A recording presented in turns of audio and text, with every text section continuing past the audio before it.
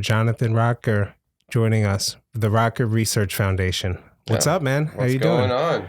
Pull into the mic. Oh, yeah, let me get in closer. You can pull the mic to you. Right here, is that good? Yeah, perfect. All right. So what's up, man? It's been a while, I guess. Time flies. I know. When was the last time I was here? It was like a month ago? It was a little longer than a month. It's Had been to be. 2 months ago then. Could be.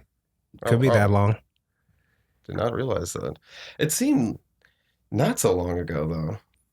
I don't know. I'd say as soon as I come down the stairs, I was like, I felt like I was here like last week or something. Like I said, time flies when you're busy. Yeah, it does. The days seem to go by long when you don't have much to do.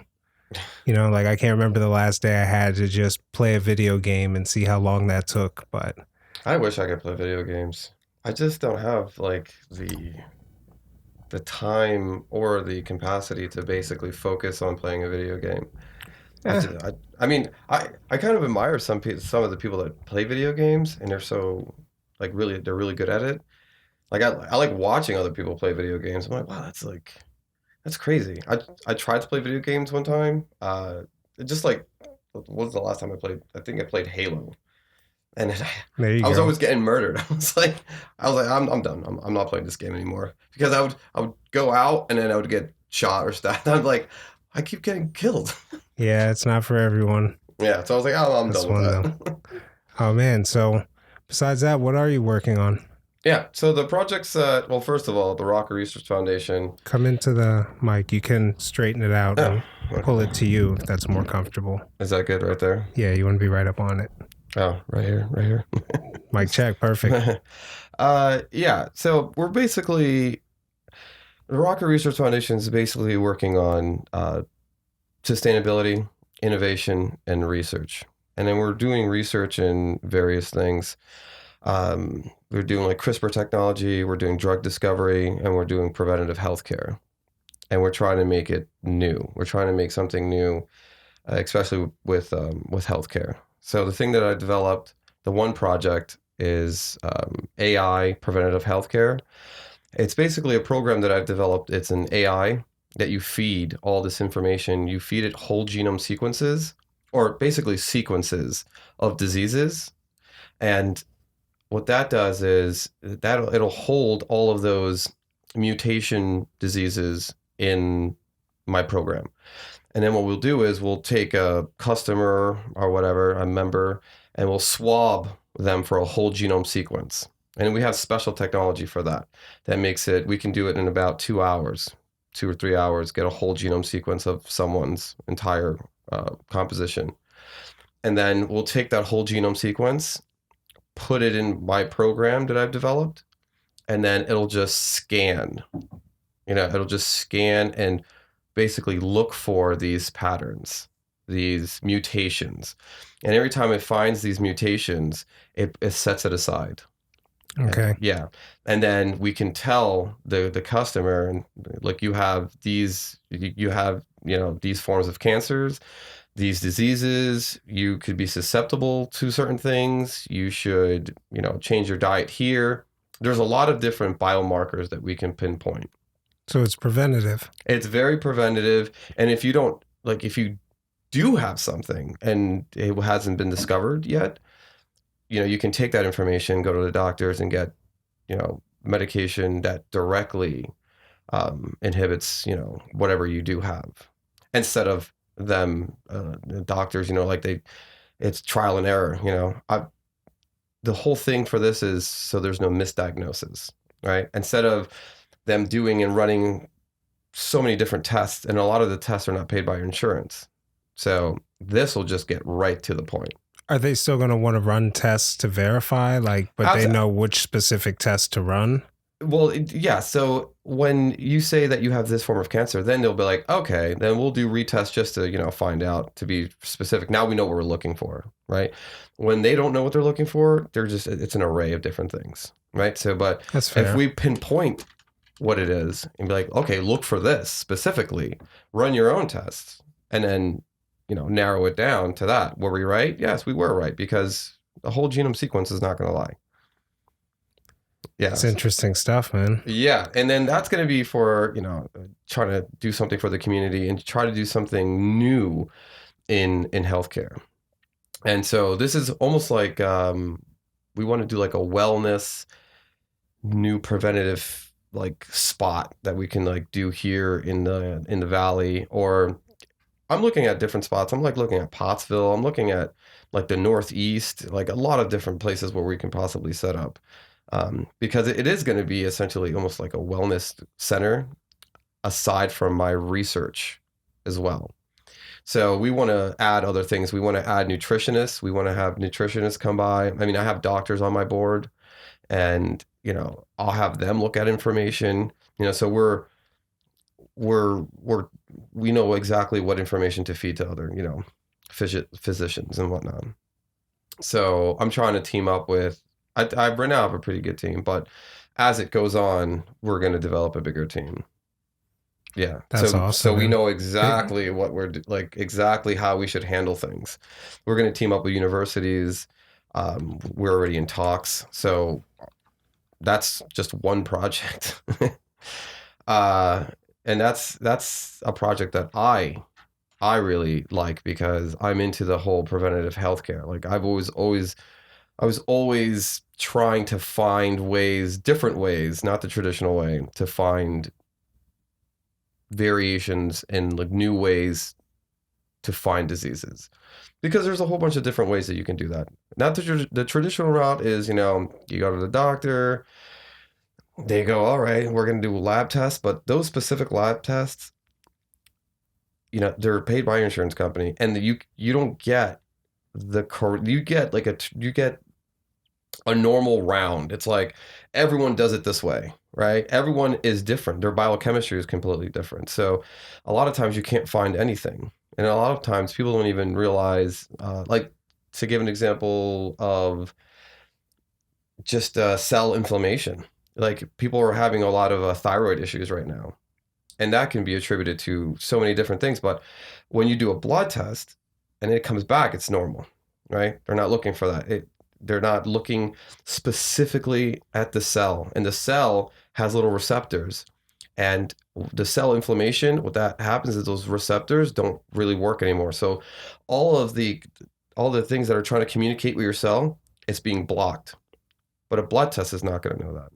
You would have to okay. really hyper focus, and like if they told you, oh, you have cellular inflammation, then they'll do other specific tests to really focus on looking at that.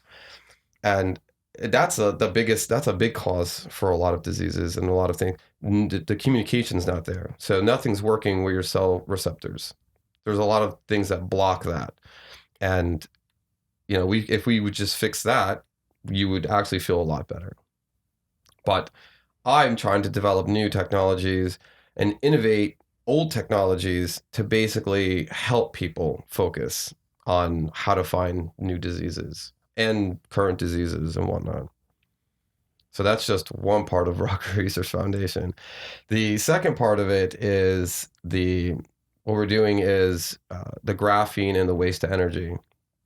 So the waste to energy is my other big project that is going to be bringing a lot of work, business, like, so the way that this works, Development. yeah, I mean, we right now I'm in the works. I have a business partner that is helping me buy land and talk to the city council, and this is like in different spots in Pennsylvania, right? So what we want to do is a lot of people we're trying to get rid of landfills, right? That's a really big part of what we're trying to do, and keeping the environment safe, but also generating electricity from it as well. So we've developed a way where it's called plasma gasification, but the way that we develop it is like there's no CO2 emission, well, hardly any CO2 emission. It's almost like an incinerator, but what we developed is something that contains that. So you would take all this garbage, right? You would take all this garbage, put it into a reactor and burn it, right? Just hardcore pressure, burn it. And then what happens is a slag builds up. It's like a carbon base, like it's just called slag. Okay. That slag is actually a good byproduct that actually you can put back into the infrastructure, like construction, like cement and roads and stuff like that. So that byproduct is actually useful. You can take that and sell that back for, construction materials. And then also metal. It's called ingot metal. And so that metal, you can sell that off too. And then, but the prize of this is from burning this, you are actually, it goes through the system that we built to basically eradicate all of the poisonous and corrosive gases that will be developed when you burn Yeah. um, the garbage. So what we're doing is we're converting that into to power a generator that generates electricity.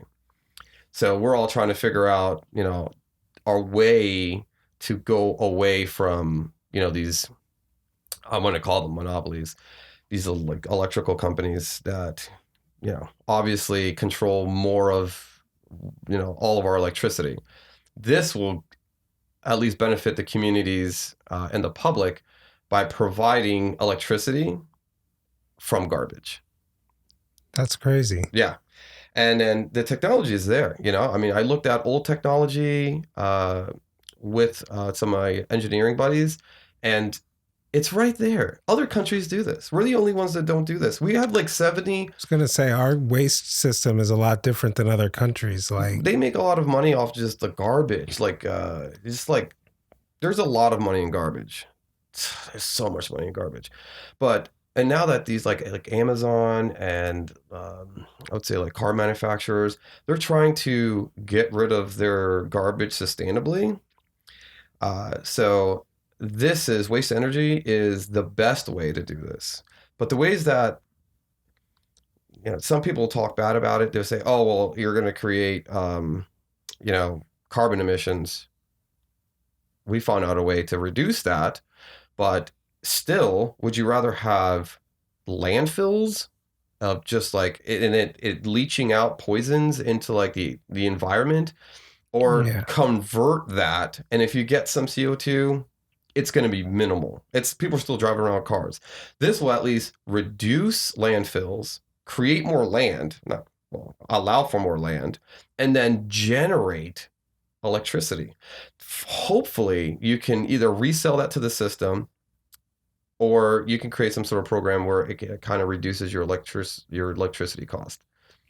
does that take money away from like an existing industry? Is that why there's pushback Of against course, doing there's it? always. Or I mean, they want a stronghold, right? They want a yeah, stronghold on certain industries.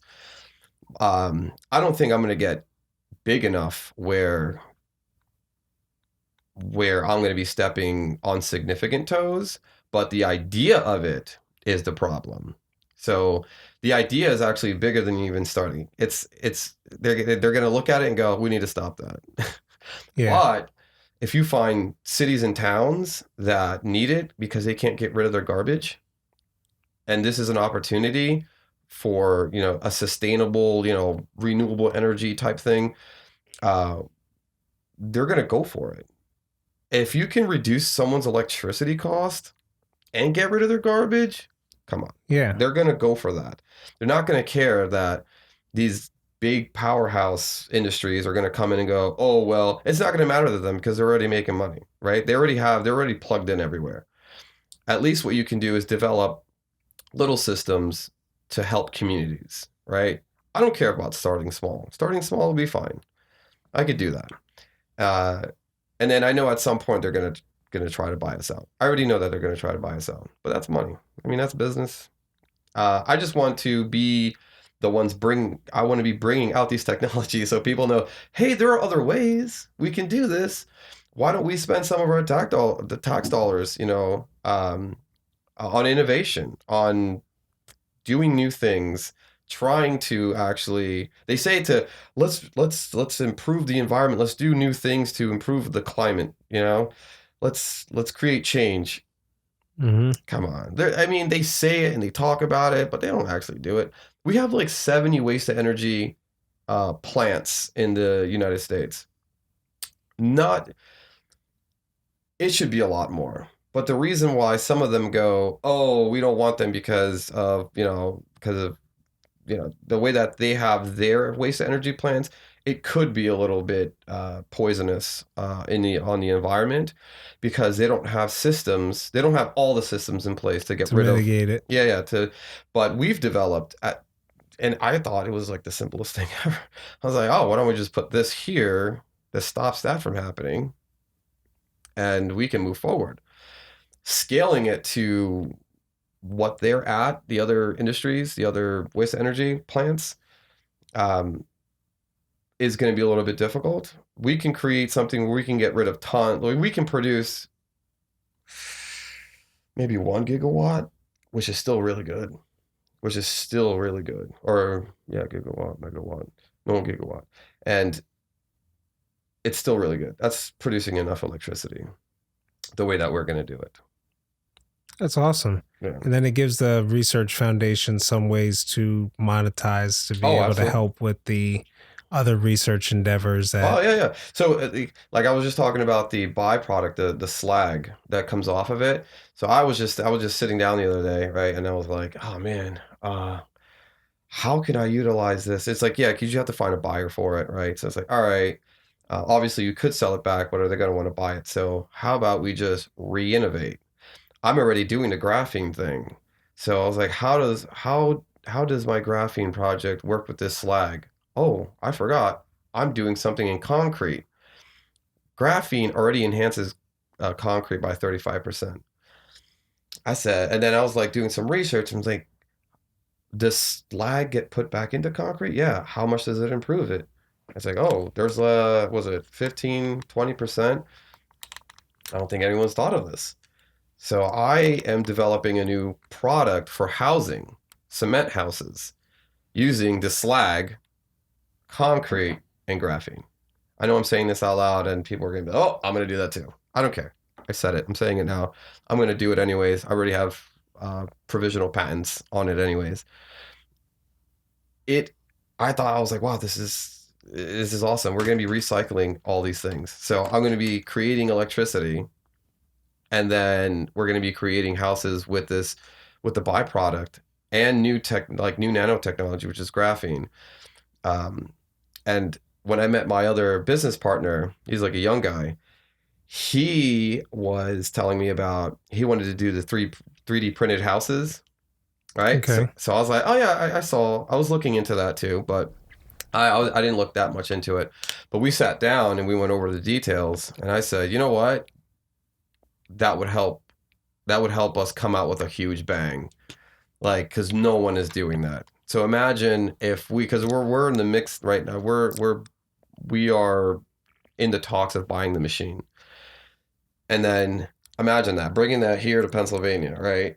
And then creating how 3D printing houses with this new cement that is pretty much unstoppable, sustainable, very, very strong.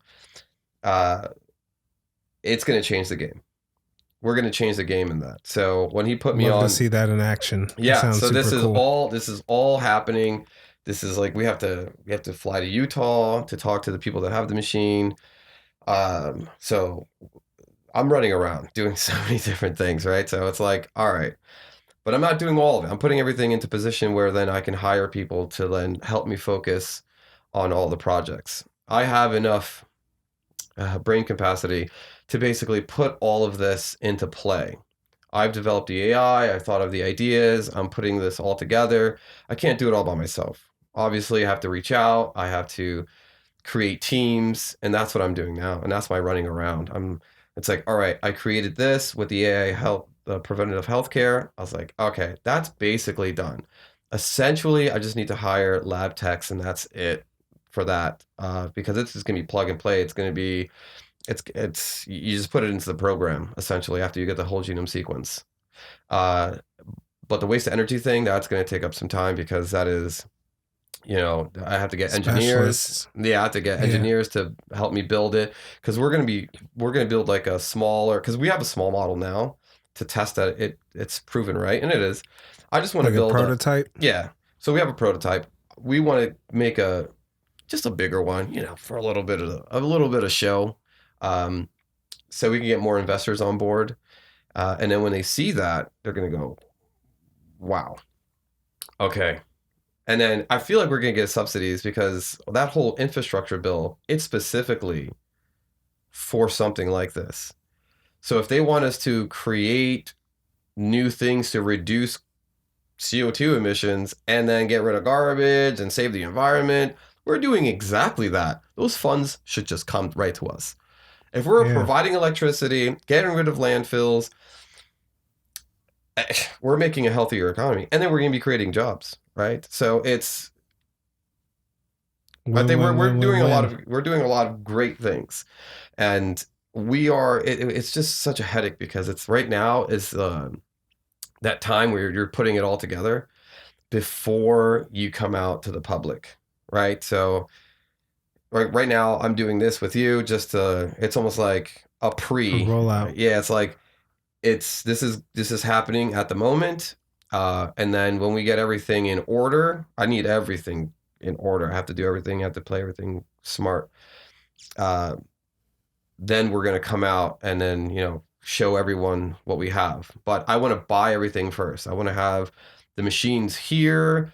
I want to have bought the land. I want to. Once all that happens is when I'm actually going to go to the newspaper and go to the magazines and all that stuff and go, it's here. We're developing it, and then we want to see if the people actually want this, right? And I feel like they do. I feel like it's something to see. It's like they think of like where you get your electricity from, and then people always talk about how we're going to get rid of garbage, and then we know that even the recycling doesn't work.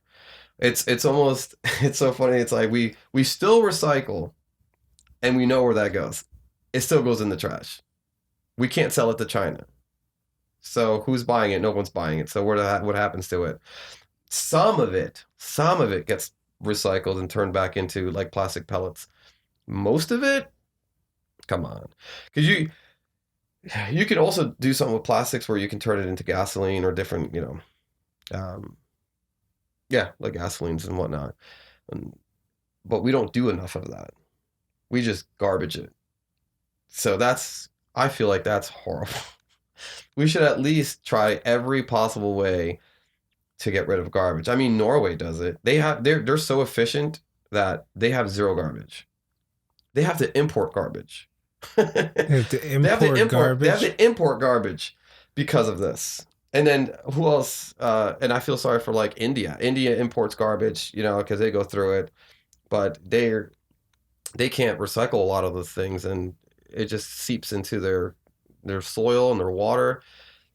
And then we, the United States, and a bunch of other countries just dump it on India. Just dump it because we don't know where to get rid of it. They're like they're taking it in because they make some money off of it, but they're also hurting their environment completely. And it's sad. Oh, it's a shame. It's sad. Oh yeah. Yeah, and then I I wasn't don't. aware of that. Yeah, and I don't understand. We know that this waste to energy thing works. Singapore does it. They get rid of they had such a big garbage issue, like a huge garbage issue, where they developed this waste to energy plant. It's not as efficient as ours is going to be, but they developed one to get rid of their garbage.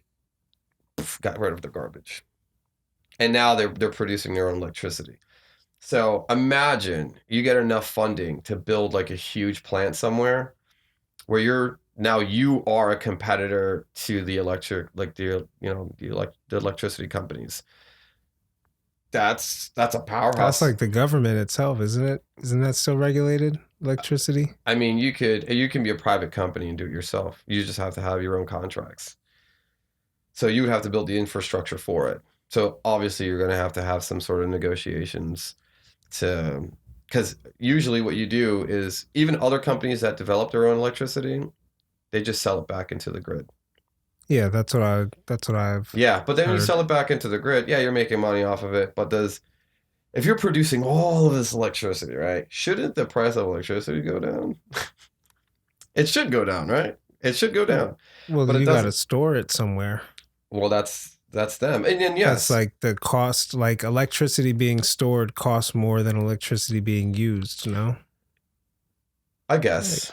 I don't know. I mean, they have ways of storing it. I mean, we're innovating new technologies and using graphene to develop like new batteries as well that could hold this charge. And like solar batteries, you know, okay. the solar batteries they still leach out energy. So even if you store it, you can't leave it there for that long because at some point it's going to leach out the energy. So we're trying to develop new batteries to basically help hold that. So imagine if you had like say if you have like a solar system, like a solar system in your house where like a solar power system in your house and those batteries. So what you do is if you already have that system set up, imagine us like just charging all of these batteries and just like giving it to the people and then allowing them to run their house off of that. And if they need more electricity, they come back, charge it, come and then it's almost like a car battery or whatever. But this new battery will actually hold the charge and not leach out. The electricity won't leach out. So these are imagine me sitting here thinking of all these things and like writing it down. It's like, all right, let's focus on this. All right, let's Yeah. focus on this. All right, now how are we gonna do this? Now, Neil, I need a team for this. Now, since I need a team for this, I have Gotta to write out the process yeah, and yeah. figure So out. Yep. that's what I do. I write out like how you fill out like when you're filling out patents or whatever, like the detailed description of every part of it. That's what I do with all of these plans, right? And then I get a team. I'll ask someone else in my field and say, "Hey, I'm going to need help with this. How could you help me and assist me with this?" And then I'll let them read it after they sign the NDA, and then we can get to work.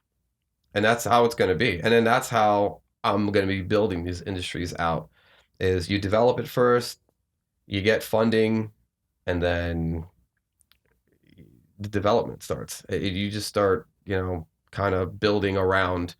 It's almost like what Elon's doing a little bit, but smaller. So what? It's not all been like flowers and roses the whole way. Like, I'm sure not every project that you write down and say, okay, this is what we need to do gets done, or maybe it's shelved No, indefinitely. no, yeah. So things get shelved, but then they get put back into action. But that still needs to have all the information laid out. So when I figured out that slag and the graphene thing could work together, I said, "Oh, okay." So instead of what we were going to do is sell a lot of the graphene to a concrete company, what we decided to do is like, all right, well, we can make it for ourselves and then add it to this. If we're going to be building out these houses, why I don't want to sell it. You know, we can sell it later, but for right now, let's develop these houses. And if we create too much graphene, then we'll sell it. We'll partner up with someone that needs it or wants it to do their own thing. Okay. So we'll do that. Yeah, because we're not going to be producing that much graphene. We're probably going to be producing maybe like a ton a week, which is significant, but not significant enough for like a huge concrete industry that needs, you know, hundreds of tons of it to mix with theirs to make the product much stronger.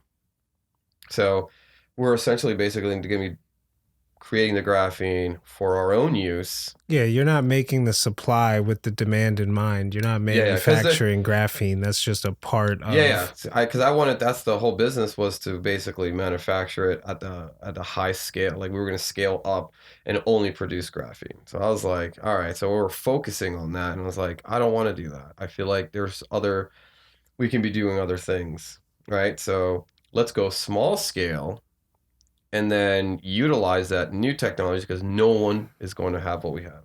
No one. I don't care what.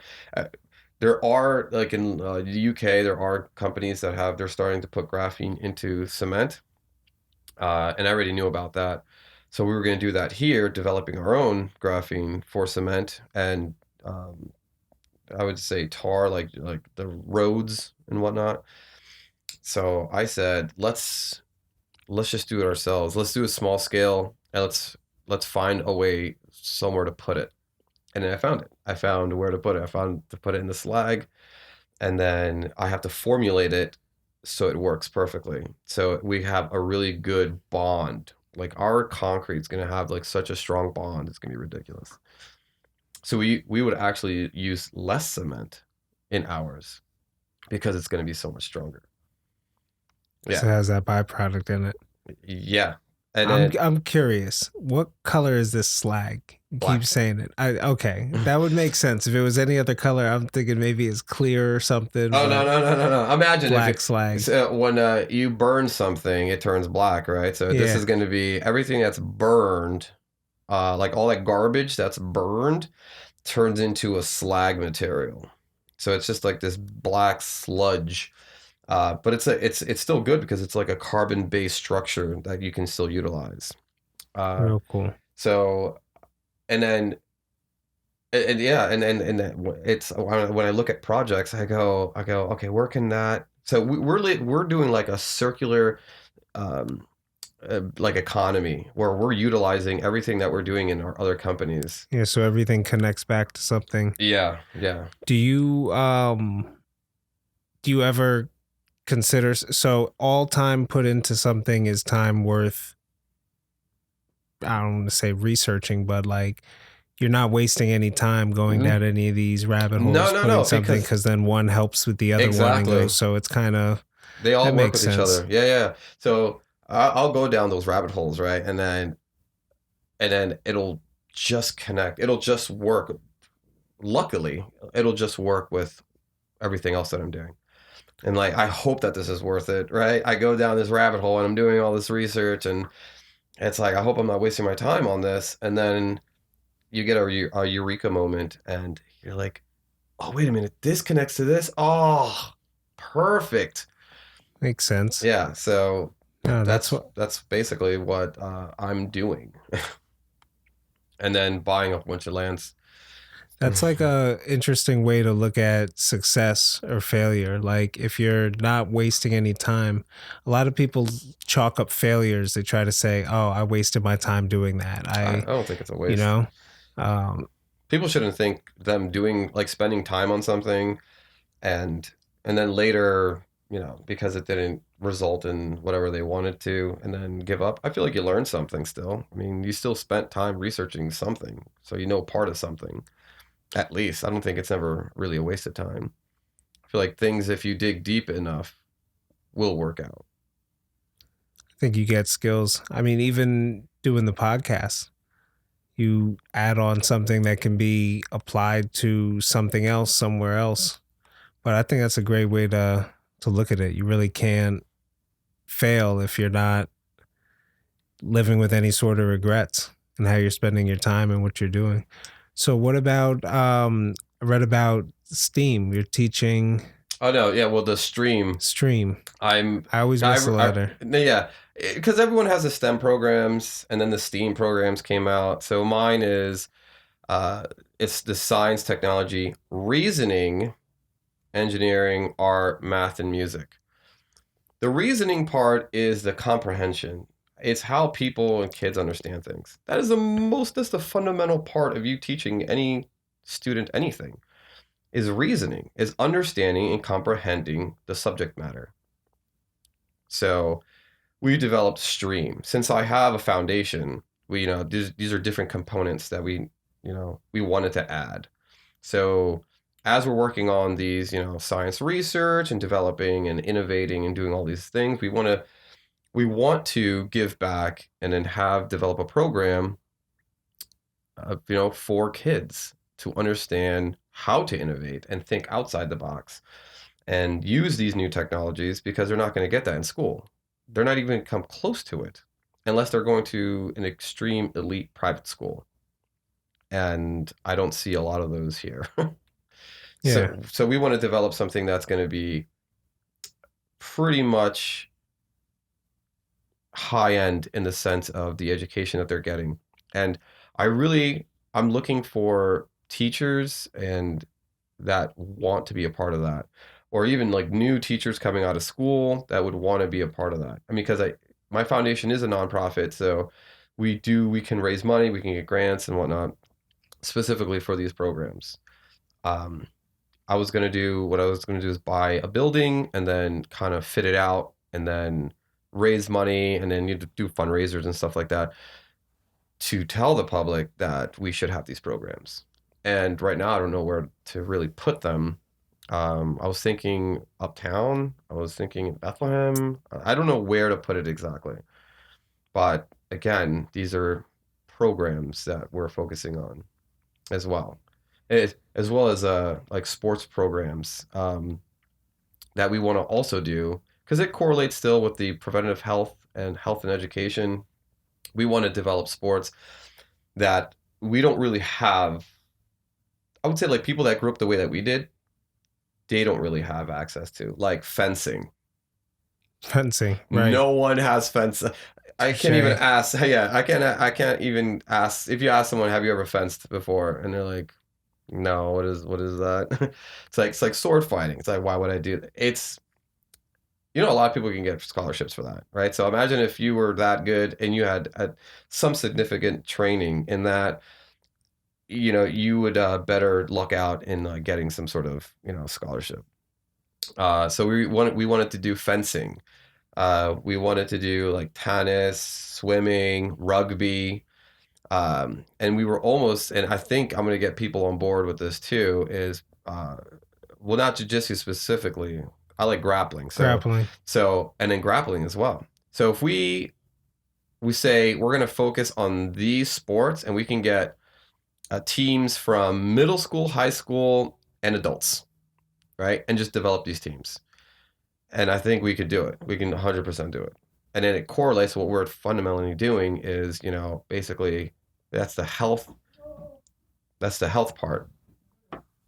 The foundation has a lot of different arms, uh, and then that's why I'm getting my board of directors, and then my committees that we have to put underneath the board of directors. It's going to be a significant amount of people to basically run this whole thing. But for right now, I mean, even when I started it right in the beginning, I was doing it all by myself. And now, like slowly, I met people, ran into people in different fields. I was like, I feel like you should be on my board. And they go, yeah, I feel like you should be on my board, or you should be on my committee, or you should do this, or you should do that. And they're all like, dude, you're doing something pretty amazing. I was like, yeah, but I need people to do this too. So that's, in the next couple of months, that's what I'm doing too, is like making my team bigger.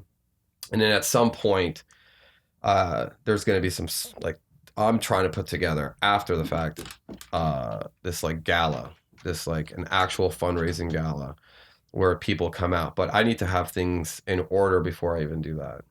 Like I Yeah. need to have so many things. I need to have some of these contracts signed. I have to buy a whole bunch of things. Once those things are like on paper, and because I would say like 75% of it is, but I'm not gonna green light this entire thing, like come out public until I have at least 95%. That's fair enough. Yeah. That So makes then, sense. so I know that we're ready.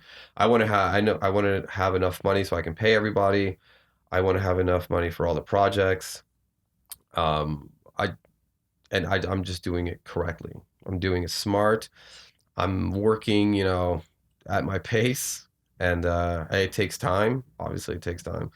But once it happens, you're going to hear about it a lot. So we have dedicated, and we're trying to build out something that's pretty significant in the education in science and innovation.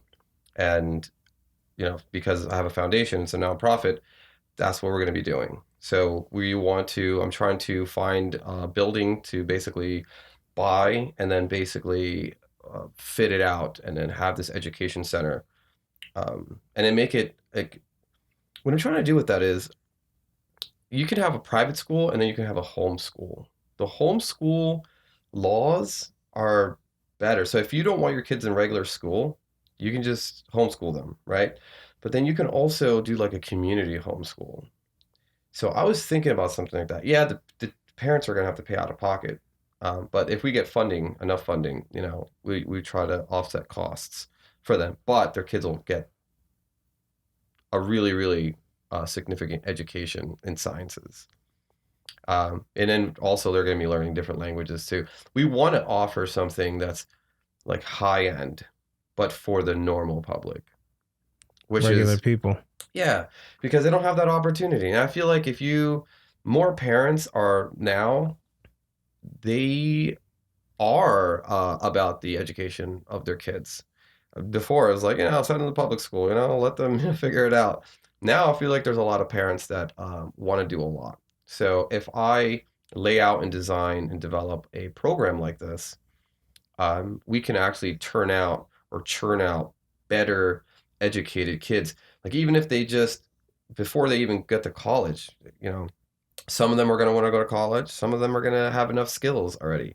If we start in middle school, or we even start in elementary school, even if you have a program from, like a K through 8 or K through 12, like whatever Yeah. program we start, those kids, when they're done, are going to be so educated in the sciences and the new technologies and have a better comprehension than all of the public schools that we know that we went through.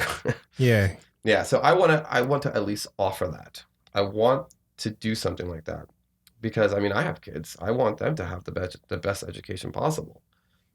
And I'm going to give them the best education possible. And, you know, it's not, private school is the way to do that. But I think as a community, we can, if they really want it, we can develop something like that.